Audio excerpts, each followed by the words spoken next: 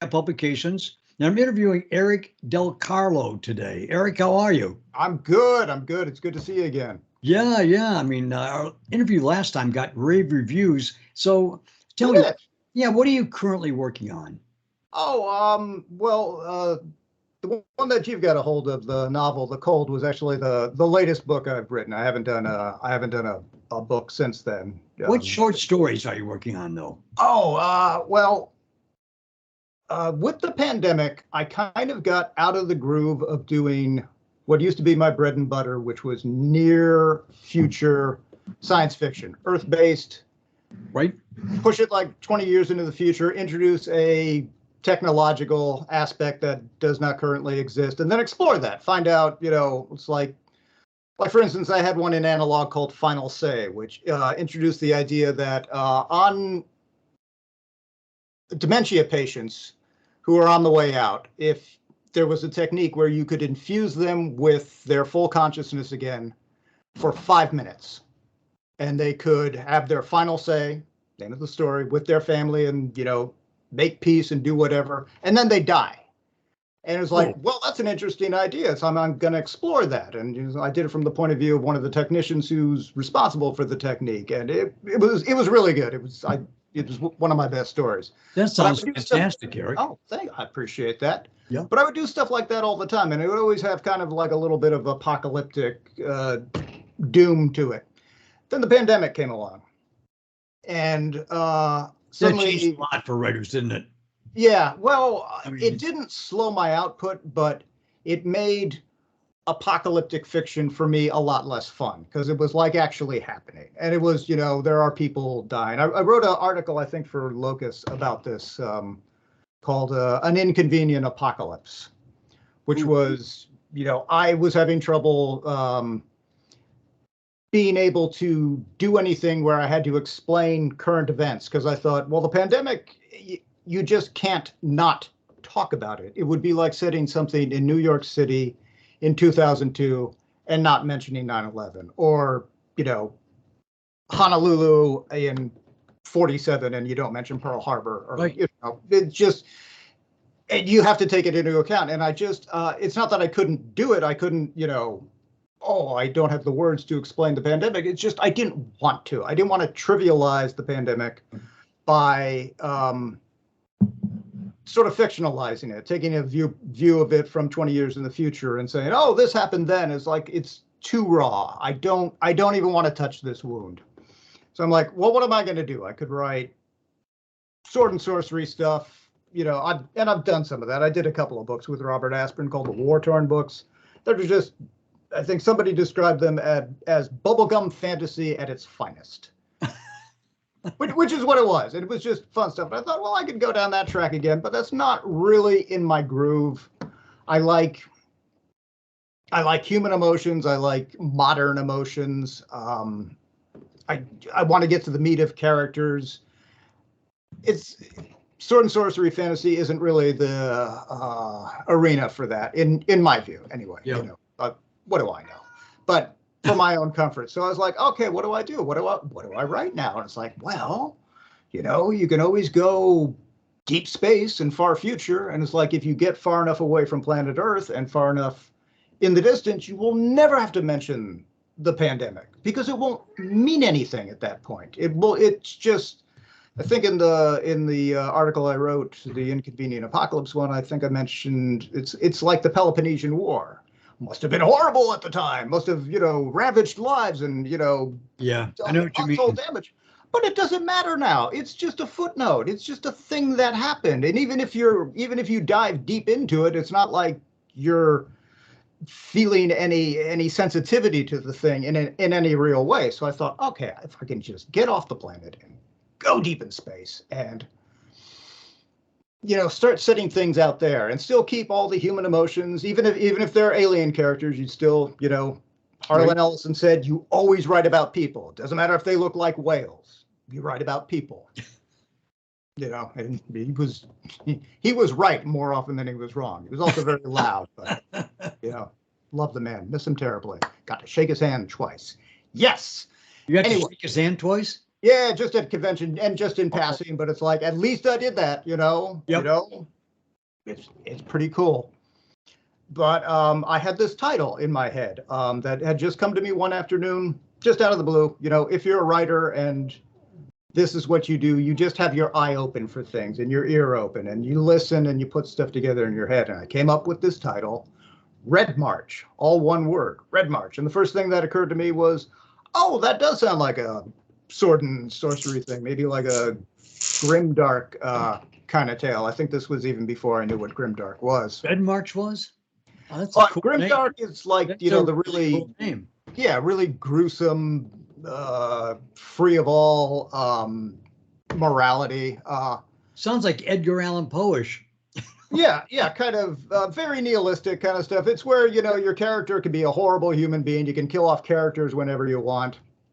But that was the first thing that occurred to me, that would probably be a match. I could even see the cover of, you know, marching band of scruffy men in leather and snow everywhere, and they got bloody lances over their head. You know, you think in visual terms, you know, as a writer. But I filed the word away, and then when I came to the conundrum of maybe I should write Deep Space, it popped back into my head, and I thought, Red March. Well, what could Red March mean? That could be a galactic war. And it's like, well, do I want to write purely, you know, Bane-esque military fiction? It's like, look, I've never served in the military. I don't have any kind of background. I do write about soldiers, but I generally write about them as veterans or separated from their units. I don't know.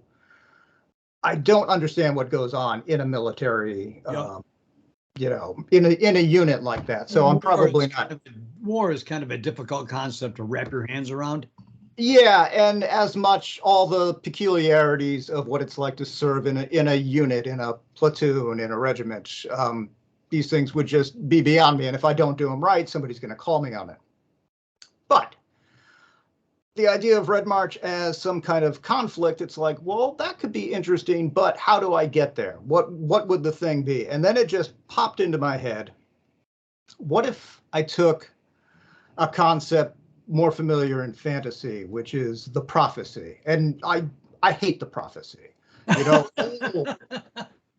you know, when the moon is in this certain alignment, and then there'll be a person who will be born in the east under, you know, it's, you know, all very biblical and just stupid in my opinion. It just, the idea that, okay, you have a prophecy and somebody fulfills the terms of the prophecy, right, then that person is whoever they were going to be, and nobody really questions it. You know, the reader is supposed to go along with this. And my idea was always like, well, why? What does it matter if somebody made this stuff up? It's pointless. And I thought, well, what could I do to take that and turn it on its head? So I started to put together the idea of Red March, and I did this in just like a short period of time. I said, what if there were conditions buried in galactic history? And the idea was that the Milky Way is just teeming with life. It's just civilization after civilization.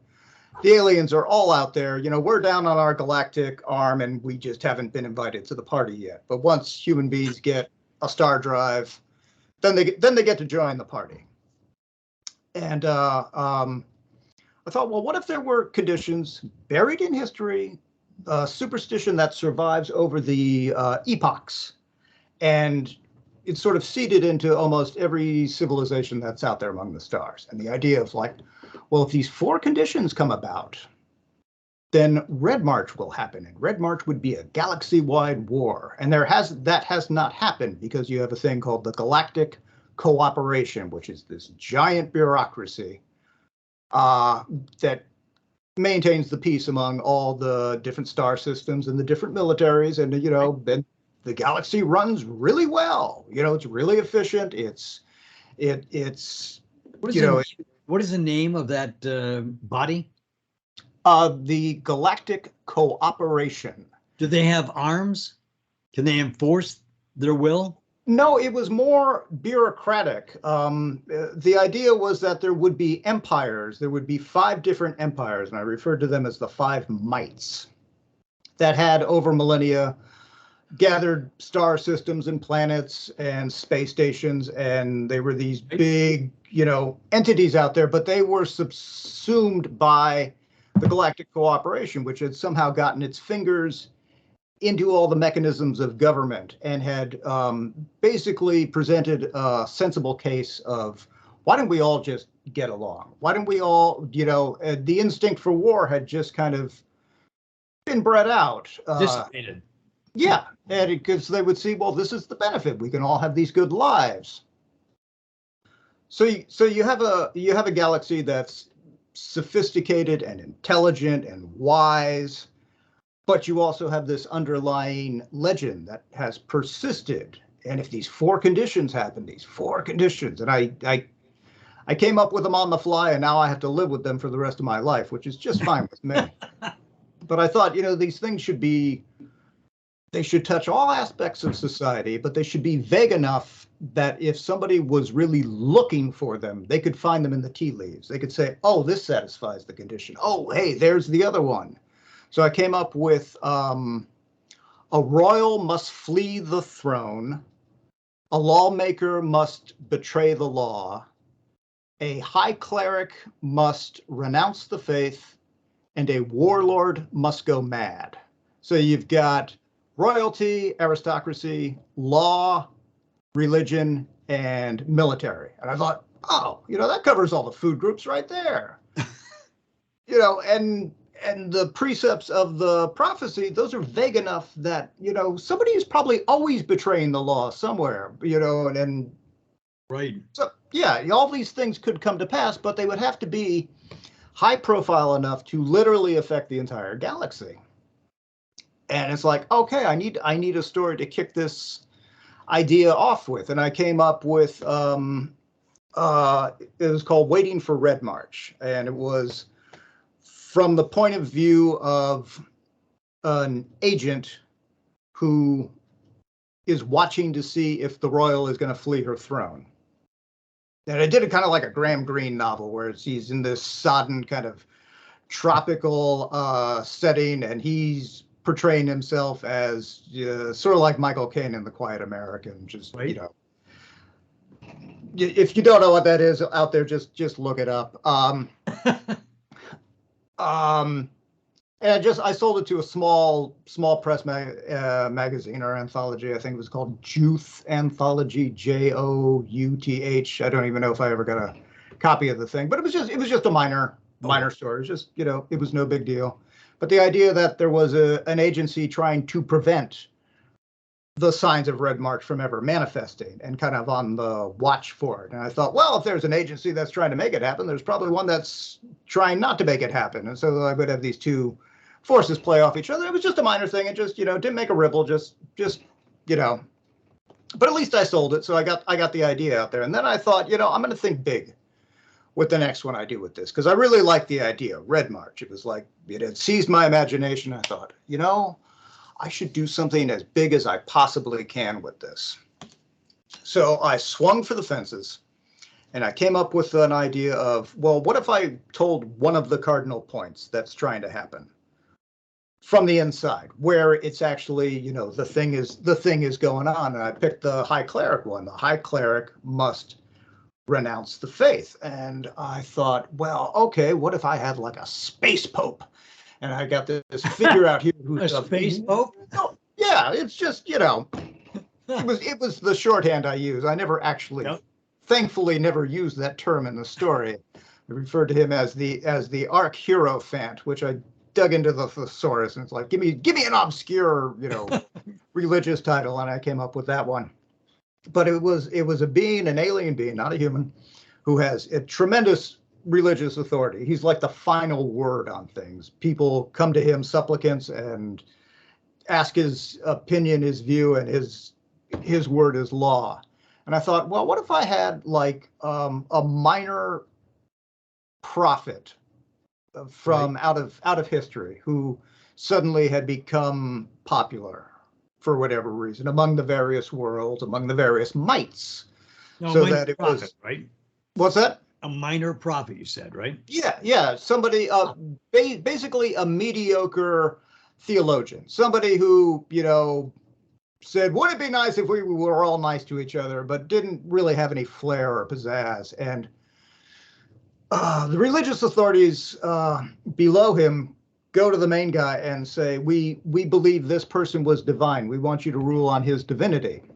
What? So it's all told from the point of view of the Archierophant wrestling with this idea, Right. where he's studying this prophet and he's like, there's really no there. This guy isn't saying anything of a special note. He's not saying it very well. And I introduced a human character into it. I have, I never mentioned what religion he represents, but there's a human character who has come to visit the Archierophant because he receives audiences all the time. And the Archierophant takes a shine to this, human who's charming and out of his depth and, has his take on it is, Your Excellency, all religion basically comes down to the precept of, oh, be nice. And the guy's charmed by him. He's like, oh, well, nobody usually talks to me like that. I don't usually have people who will laugh in my presence. How refreshing this is. Maybe I should ask this guy what he thinks about right, the mediocre prophet. And kind of like being there. Yeah. He just he's not trying to insinuate himself into it. He's just his own charms get him attention because he's not trying like everybody else is, And so I concocted a story around that where the main guy has to, knowing that this might be interpreted as one of the cardinal points of Red March, that's very much on his mind, and how, tensions are stirring in the galaxy, and, representatives of one of the mites comes to him and says, we believe that this prophet is divine, and he's expecting other mites to come to him and say the opposite. But they keep coming to him with the same thing. They all want him to rule that it's divine. It's like, if I rule that that this unworthy religious figure from the dark past is actually divine, then I can probably prevent some trouble. But that would be dishonest. How can I do that? How can I not tell the truth? So he's on the horns of a dilemma with that. He's got the human advising him. There are other players in there. Like I mentioned, there's, agents who are trying to make this happen, Red March happen, and others who are trying to prevent it. Two separate shadow entities that you never quite get a glimpse of. So I did this as a novelette, and, it's beautiful. It's got chapter headings, and it's got quotes from novels and poems and operas in the headers, and it reads like something right out of like classic Silverberg from the 1970s. Just this beautiful, gaudy, jewel of a story. And I think I sent it to the three bigs, Asimov's Analogs, Fantasy and Science Fiction. As I recall, I got good responses from all of them, but I knew this was going to be a tough sell. It's like, this is north of 13,000 words. This is a lot of pages for somebody. And then I was like, why don't I send it to Clark's World? Yeah, they'll have a decent look at it. Now, Clark's World is a great magazine, put out by Neil Clark. The quality of the fiction in the magazine is just extraordinary. But the response times are like notoriously short, which is actually, I think that's a real benefit, because then you don't have your stuff tied up for 4 months and get. Yes, you're really. Yeah, that is a benefit. Just, they come back like a rubber band. They'll come back the next day. The next day, wow. Oh yeah. Oh, I've had same day responses from them with stuff that's just like, oh my God, did you get past the first paragraph? But I'm not going to question it. They got their system, and what they're producing is so good. It's like, can't argue that, really. Yeah. So I sent it to him, and then I kind of forgot about it because I thought, well, this is probably the end of the road for it, because there really aren't a lot of magazines that take fiction of that length.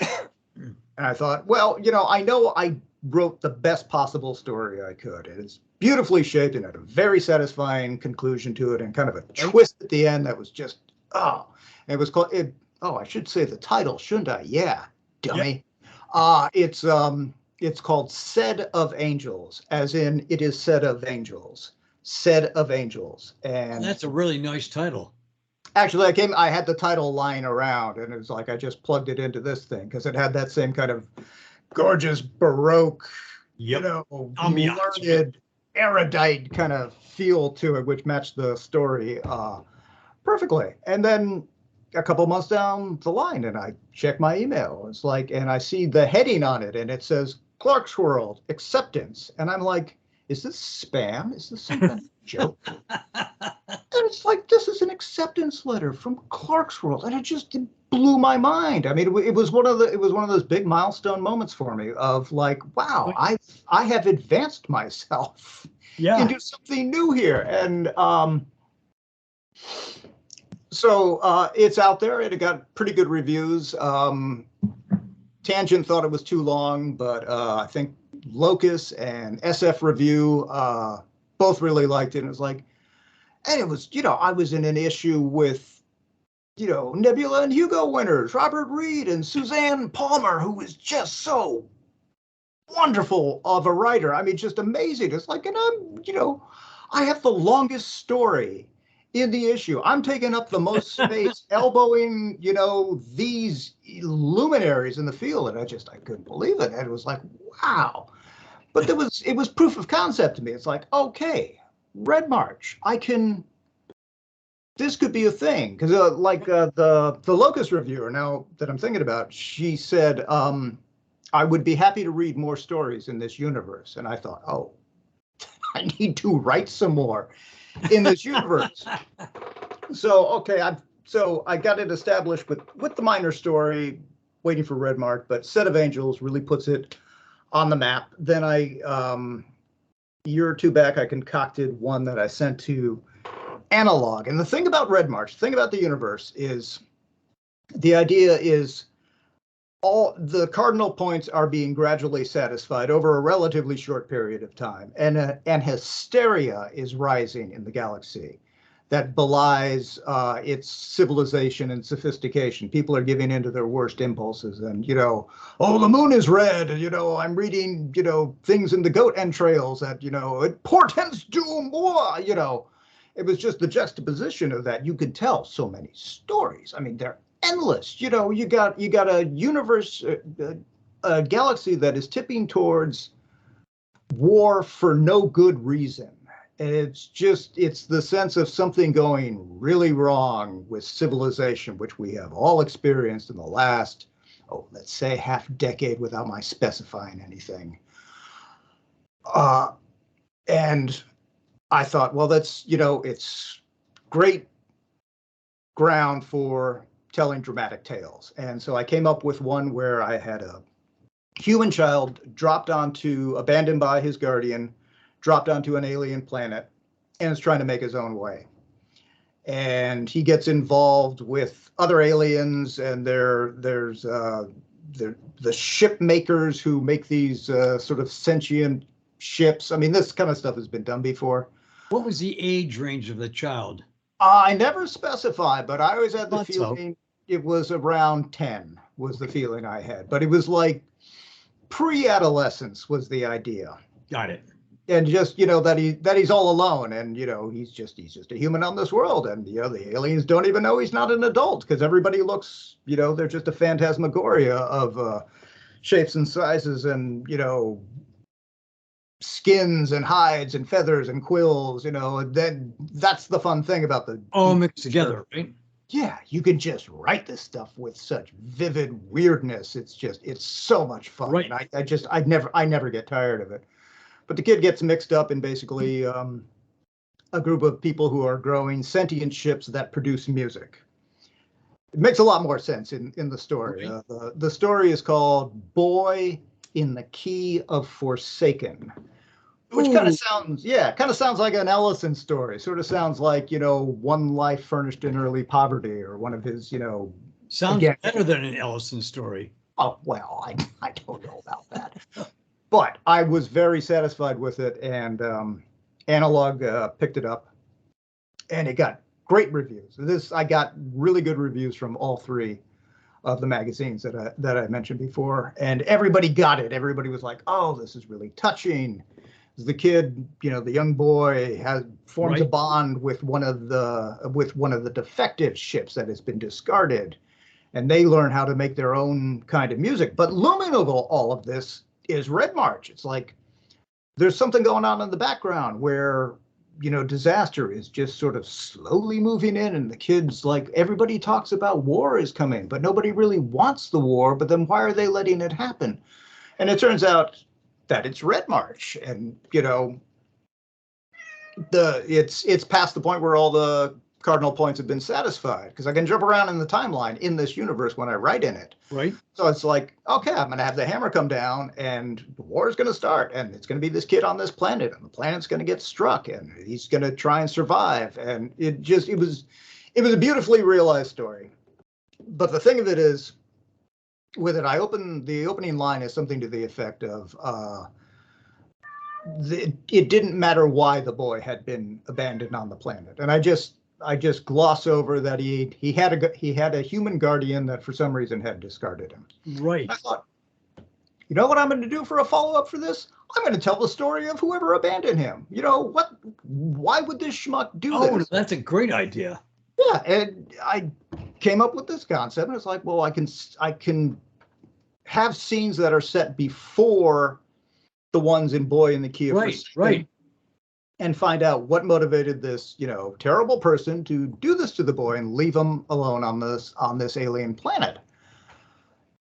And then I can do stuff after he's abandoned, after they part ways, and and I could swing back around to him. And I called it Thin as Blood. And nice title. Thank you. I love titles. My father knew titles really well, and he definitely infected me with the joy of that.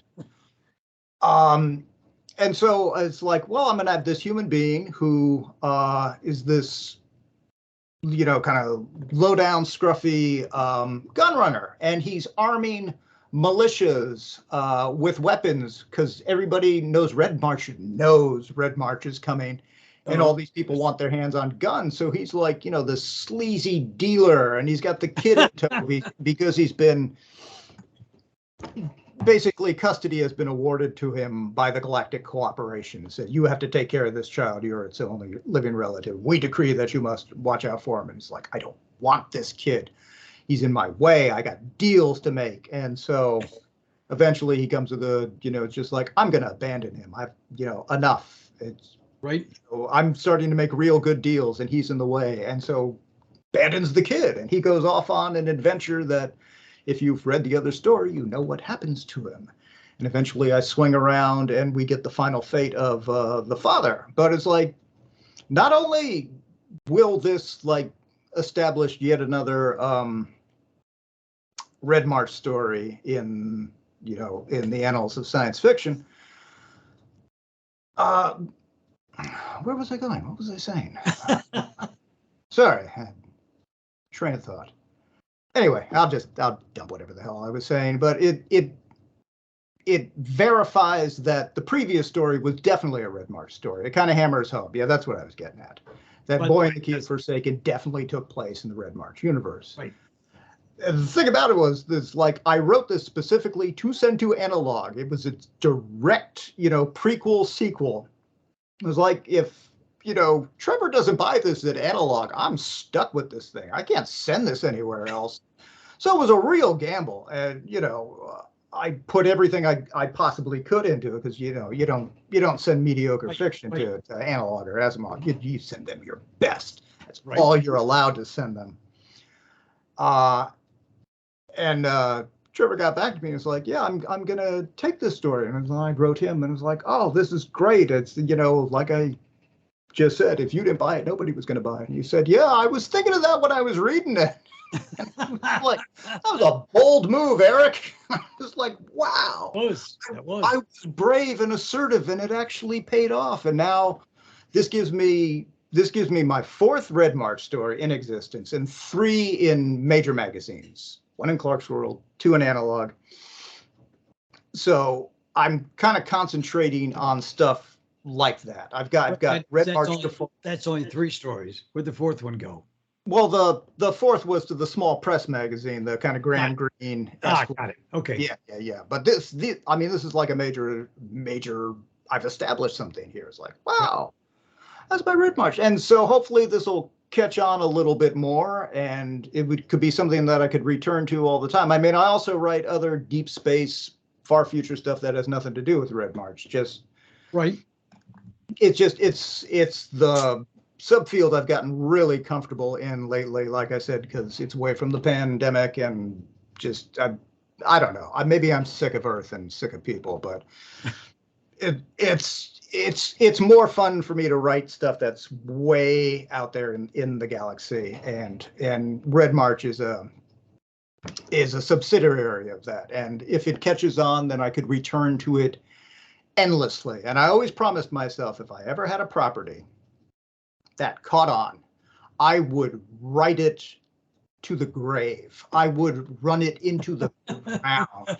I would never allow myself to get tired of. I would never let the words, oh, I don't want to do this popular thing that people want me to do because I'm tired of it. It's like, no, if you get something good, you just keep plugging away at it. And luckily for me, this is something that I could work endlessly, because yes, you can tell. It's a horse that you can really ride on, right? Yeah, you can tell any story imaginable within this setting. And what you've got is, you have your front drama, and then looming behind it, you have the specter of Red March and this horrible thing that's coming, and it's sort of a self-inflicted wound by, this is what happens when superstition overcomes even the most sophisticated culture. And it's like, that really resonates for me. That's something I can endlessly chew on. And so I intend to. Now, Eric, let's see, next week we can return to more of your stories. I'd love to do it, right? Yeah, sure. Next Saturday. But before I go, there's one important question I've got to ask you. What advice do you give the new writer? That's a good one. What you usually hear from people are, oh, you just need to persist. You just send your stuff out, and it's all good advice. But the one little nugget that I came up with that I never hear anybody else say, and this sounds counterintuitive, but it's this. If you're a new writer, don't save up anything. Don't save up any ideas. Now, I don't mean don't save them to your hard drive. Save every word you write. You may be interested in it someday. But the idea is, if you come up with an idea, don't set it on the back burner and say, oh, this is going to be my brilliant 9-cycle fantasy or science fiction. Right. This is going to be my thing. This is going to be my universe. I can tell, first of all, your idea is not that good. As much as you think it's a big, glittering, beautiful thing in your mind, it's not that good. It's probably derivative. It's been done. I'm glad it excites you. That's fantastic. Enthusiasm. This is why you write, because it feels good. But don't try and build it up into something it's not. Just take whatever nugget idea that you've got there and write it as a short story. Just put it together and send it out and see what happens. Try and get some honest feedback from an editor. And if you do that, if you expend that energy and put that story idea out there, even if it doesn't sell, even if you get nowhere with it, even if you get form rejection after form rejection, it will get the mechanisms in your head moving, and the next thing you come up with will be better. Yeah, you'll have learned. When you submit stories, there's always the chance that you have the editor's input. Not usually they don't do it for beginning writers, but as time goes on and you keep submitting, you will get feedback from certain editors. Yes. That's very good too, right? Oh, that's the first milestone when you're writing. It's not really so much the first story you complete. It's the first time you get a personal reply from an editor. Right. I thought really counts. Yeah, that was my first stepping stone, and it meant the world to me. I mean, it means so much to me that I still remember, the guy who gave me the response, and I was in an issue with him. I've got a story on the table of contents with the guy who, first gave me actual feedback in a story, and it just came out last year. So that's how fresh and how satisfying it is to me. But you get that first stepping stone, but you have to get that by using whatever idea that you've got at hand. Don't squirrel it away. Don't hoard it. Like I said, it's probably not that good. Doesn't mean it's bad, but it should be used immediately. Just Right. do it as soon as you possibly can, because like I said, the next one's going to be better. That's right. All right, Eric, I got to go now, but Okay. we'll talk again next week. Yes, please. I enjoyed this quite a bit. This gives me I something did to look forward to. I really did too, man. Awesome. See you next week, right? All right. Take care. Bye-bye. Bye.